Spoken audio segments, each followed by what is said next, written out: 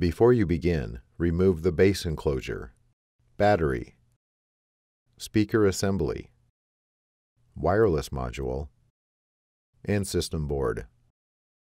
Removal. Remove the three 2mm P0 Phillips head screws that secure the touchpad board bracket to the top cover. Lift the touchpad board bracket off of the alignment pins on the top cover and remove. Remove the three 2mm P0 Phillips broadhead screws that secure the touchpad board to the top cover. Lift the touchpad board off of the alignment pins on the top cover and remove. Replacement. Place the touchpad board onto the alignment pins on the top cover. Replace the three 2mm P0 Phillips broadhead screws that secure the touchpad board to the top cover. Place the touchpad board bracket onto the alignment pins on the top cover.